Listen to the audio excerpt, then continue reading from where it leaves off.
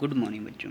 आज की जो क्लास है उसमें आज आपको पढ़ाएंगे लवक, रिक्तिकाएँ और भी कई पार्ट। तो इस लवक बात करें तो लवक क्या होते हैं?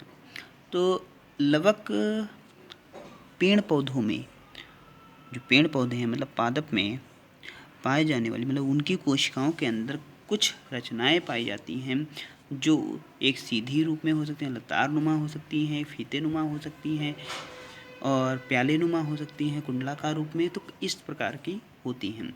अब ये कितने प्रकार की होती हैं? तो ये 3 प्रकार की होती हैं। आवरणी लवक, जिसमें मतलब कोई वर्ण नहीं, वर्ण का मतलब है कलर की बात करते हैं, रंग की।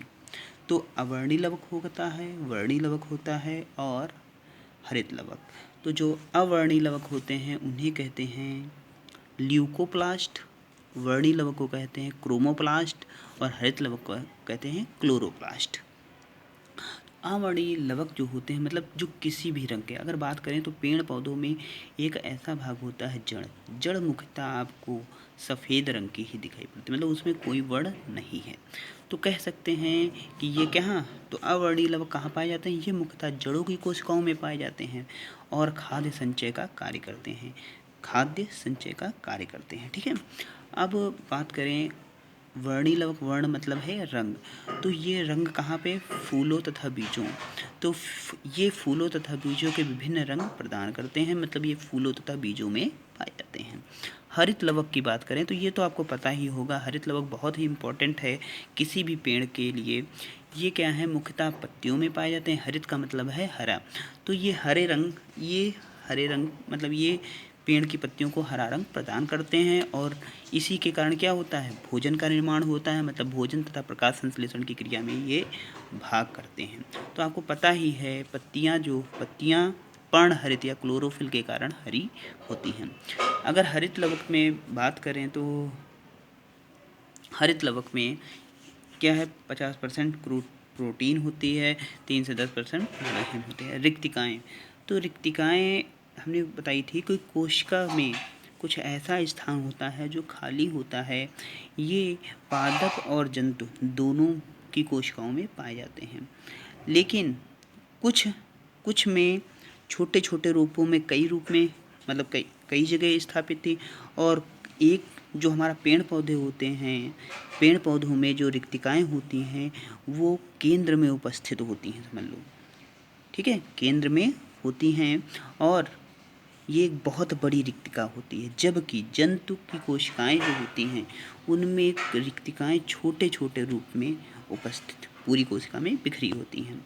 इनमें होता क्या है? तो इसमें पानी होता है, पानी तथा अन्य लवण उपस्थित होते हैं, मतलब ये संग्रहण करने का कार्य करते हैं, किसको? पानी को। और या शरीर में पानी की मात्रा को बनाए रखने का कार्य करती हैं, संतुलन बनाने का काम करती हैं। इसके अलावा भी कुछ हमारे इम्पोर्टेंट हैं भाग। राइबोसोम, तो हमारी जो अंतःद्रव्य जालिका थी, झिल्लियाँ थी, उनकी सतह पर जो जानेदार संरचना होती है उसे राइबोसोम कहते हैं। राइबोसोम क्या करता है? प्रोटीन का संश्लेषण करने में सहायक होता है।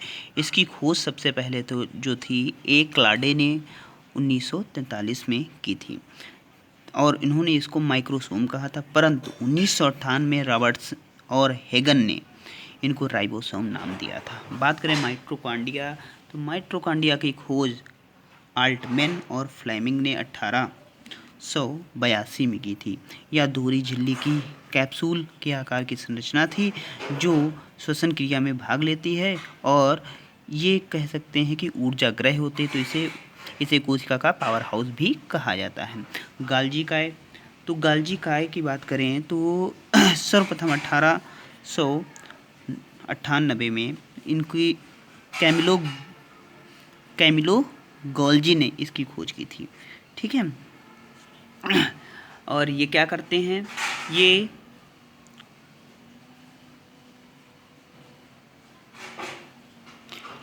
अरे ये भोजनों को, ये पदार्थों को अंदर और बाहर भेजने का कार्य करते हैं।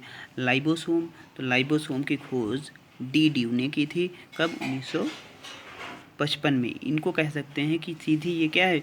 कोशिका में पाचन का कार्य करते हैं, मतलब कोशिका में आने वाले पदार्थों को पचाने का कार्य करते हैं। ये हालांकि मैंने आपको ये वाले जितने हैं वो लास्ट वीडियो में बताया था। Okay, thank you.